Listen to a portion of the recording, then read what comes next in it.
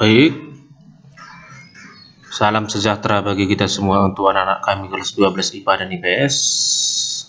Kemarin kita sudah membahas tentang masalah apa itu disintegrasi ya.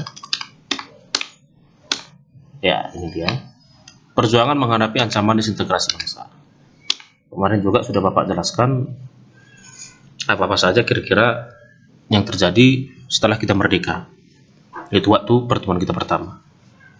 Ya, dan apa itu kemarin pengertian disintegrasi. Nah, ya, kalau kita ulang kembali, disintegrasi ini adalah itu sebuah pergolakan atau pemberontakan yang terjadi di negara kita atau perpecahan yang mengakibatkan sebuah negara itu menjadi kacau. Nah, jadi kita ingin membahas apa-apa saja pergolakan yang terjadi dalam negeri mulai tahun 1945 sampai 1965. Nah, itu pada pertemuan kita kedua ini. Ada yang berhubungan dengan ideologi, kepentingan, dan sistem pemerintahan. Nah, jadi kita masuk dulu yang berhubungan dengan ini aja, bagian A. Kita ingin mengetahui organisasi-organisasi apa saja yang melakukan pemberontakan dan apa tujuannya, apa faktornya yang mengakibatkan negara kita ini menjadi kacau pada tahun 1945 sampai 1965. Oke, langsung saja. Jadi jenis pemberontakan ada 3, yang satu ideologi, yang kedua akibat kepentingan, yang ketiga sistem pemerintahan. Ideologi itu yang berhubungan dengan dasar negara atau pandangan hidup karena adanya perbedaan pendapat. Yang kedua karena adanya kepentingan-kepentingan organisasi tersebut dengan melakukan pemberontakan. Yang kedua sistem pemerintahan, ada yang ingin mengubah tata-tata sistem pemerintahan di negara kita ini, jadi mereka melakukan pemberontakan. Itu dia. Pergolakan akibat perbedaan ideologi ada 3, PKI Madiun, DITII, dan pemberontakan G30 SPKI. Kita masuk yang pertama, pemberontakan Madiun pada tahun 1948.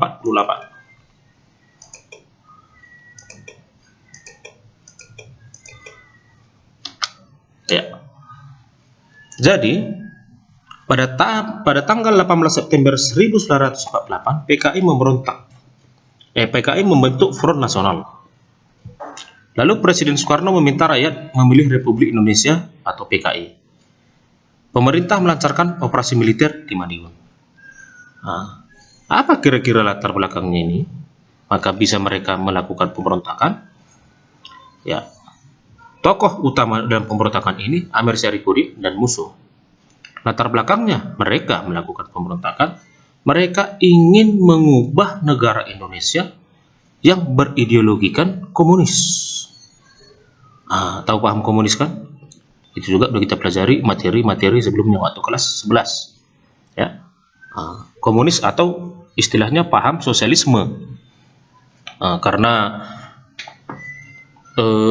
Soekarno memilih rakyat untuk membuat paham Republik Indonesia. Lalu PKI ini ingin mengubah dasar-dasar negara kita Pancasila menjadi pandangan yang berhubungan dengan komunis. Lalu setelah mereka melakukan pemberontakan, Amir Syarifudin dan Musso, pemerintah melancarkan operasi militer untuk memberantas orang-orang yang berhubungan dengan komunis. Ini bukan G30 SPKI, itu beda lagi. Ini yang terjadi pada tahun 1948 yang terjadi di Madiun. Bagaimana akhir pemberontakan PKI di Madiun? Bisa nanti kamu lihat bukumu, ya, buku sejarah Indonesia. Di situ nanti sudah ada dijelaskan bagaimana peristiwa kronologinya terjadi pemberontakan PKI dan Madiun. Itu dia. Jadi pada November 1948 operasi militer dinyatakan selesai. Untuk lebih jelasnya kamu cek bukumu sekalian ya. Oke, kita lanjut. Pemberontakan DITII.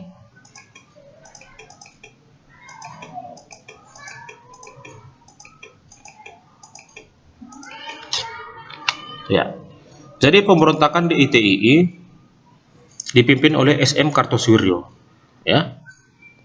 Latar belakangnya, karena kecewa terhadap perjanjian Renville, yang dimana pada 7 Agustus 1949 membentuk Gerakan Darul Islam dan Tentara Islam Indonesia di Tasikmalaya, Jawa. Itu dia. Kenapa dia kecewa terhadap perjanjian Renville? Kalian harus tahu dulu apa itu isi perjanjian Renville. Nah, bisa nanti juga kamu lihat di buku paket.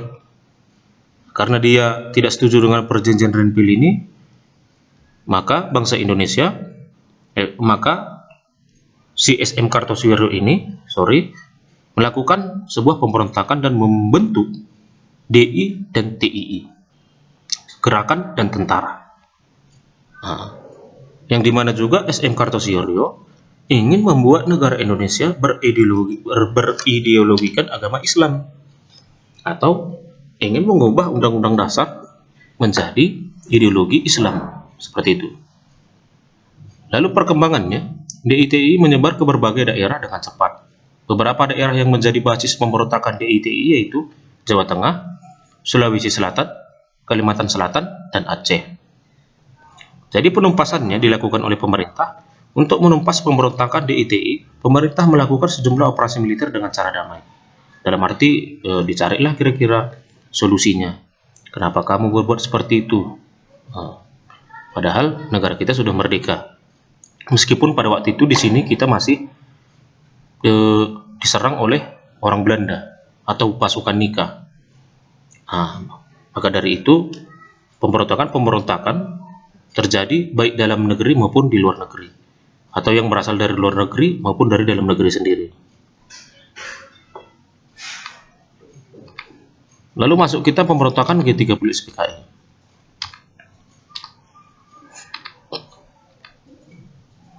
Ya.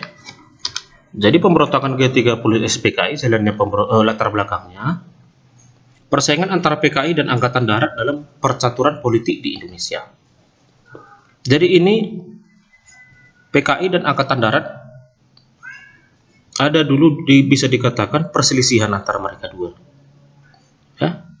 Bahkan sampai sekarang itu menjadi polemik. Apa latar belakang maka terjadi penculikan terhadap jenderal-jenderal dan perwira-perwira menengah dan perwira bawah, yang mengakibatkan beberapa para jenderal dan beberapa perwira itu meninggal dunia.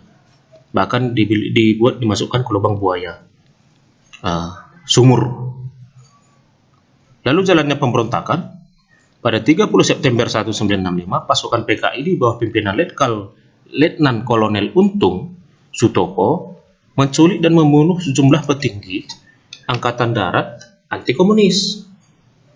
Jadi mungkin dulu ada Angkatan Darat ini, para pegawainya atau tentara itu yang sangat tidak suka dengan paham komunis ini. Nah, jadi mungkin anggota-anggota G30 SPKI ini, ya, dan Letnan Kolonel Untung ini bekerja sama dengan orang-orang PKI seperti musuh. Mereka mencuri para petinggi Angkatan Darat untuk membuat negara Indonesia ini menjadi negara komunis. Ini berhubungan dengan PKI Madiun, ya. Ini dari kelanjutan dari PKI Madiun ini. Lalu pemerintah menumpaskan dengan mengirim, yang kita tahu bahwa Bapak Soeharto waktu itu Jenderal Bintang 2, dia menumpas semua anggota-anggota dari G30 SPKI. Dia menetralisasi pasukan-pasukan yang berada di sekitar lapangan Merdeka, merebut gedung RRI dan kantor pusat telekomunikasi, membersihkan pangkalan udara Halim Perdana Kusuma dari cabang-cabang G30 SPKI ini. Lebih jelasnya nanti bisa kamu lihat buku paket kamu. Di situ nanti dijelaskan secara kronologi bagaimana penumpasannya dan bagaimana jalannya pemberontakan. Siapa saja tokoh-tokohnya. Lalu disinilah dokumen penting dikeluarkan oleh Bapak Soekarno kepada Soeharto, Super Semar, Surat Perintah 11 Maret, yang dimana isi surat ini tersebut adalah hak Soekarno mengeluarkan perintah kepada Soeharto untuk memberantas PKI. Yang dalam artinya, kekuasaan negara secara tidak langsung diberikan kepada Soeharto. Maka dari situ, Soeharto menumpaskan semua pemberontakan G30 SPKI.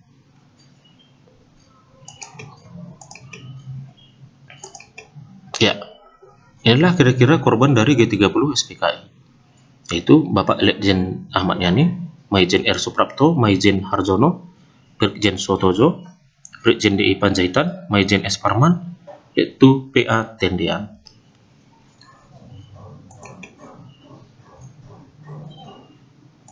Kita masuk yang kedua, pergolakan yang berhubungan dengan kepentingan. Ada APRA, ada Andi Aziz, dan ada RMS. Kita masuk pertama dulu APRA. Tokoh utamanya adalah Raymond Westerling. Ya. Jadi latar belakangnya Raymond Westerling ini ketidakpuasan berjuang terhadap kebijakan RIS atau Republik Indonesia Serikat. Jadi dulu pada masa kita masih berperang melawan orang Belanda. Itu yang terjadi agresi militer 1 dan 2. Jadi Raymond Westerling ini ingin menguasai Indonesia dengan cara dia sendiri. Angkatan Perang Ratu Adil. Jalannya pemberontakan membunuh ratusan pasukan divisi Siliwangi dan menguasai beberapa di kota Bandung. Dia ingin menguasai kota Bandung, lalu memperkuat kekuasaannya bukan hanya di Bandung saja, bahkan hampir di Pulau Jawa. Jadi jalannya pemberontakan akhir 1995 pasukan APRA mulai tercerai-berai atau sudah dikalahkan beberapa tentara kita Indonesia. Akhir dari pemberontakan, pasukan APRA kembali bergabung dengan APRIS. Ya, APRIS ini adalah Angkatan Perang Republik Indonesia Serikat. Itu dia. Bisa juga nanti kamu cek di bukumu bagaimana proses pemberontakan APRA yang dilakukan oleh Raymond Westerling. Sekalian juga buka buku kamu. Pemberontakan Andi Aziz.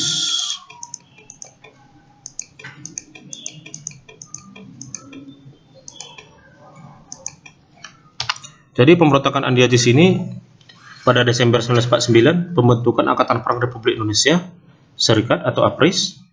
Lalu 5 April 1950 pasukan Andi Aziz menangkap beberapa anggota APRIS di Makassar dan menguasai Makassar. Pemerintah RIS mengeluarkan ultimatum terhadap Andi Aziz.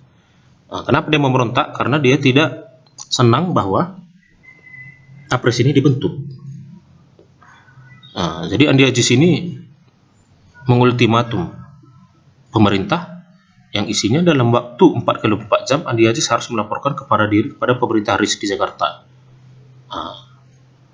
Yang artinya bahwa Andi Aziz ini dalam waktu 4x24 jam harus melaporkan kepada pemerintah.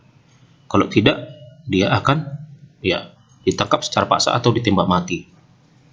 Karena Andi Aziz ini adalah seorang angkatan yang dimana dia ingin mengambil alih kekuasaan militer di Indonesia. Maka dari itu dia melakukan pemberontakan. Dan yang terakhir kita bahas untuk minggu kedua ini adalah RMS.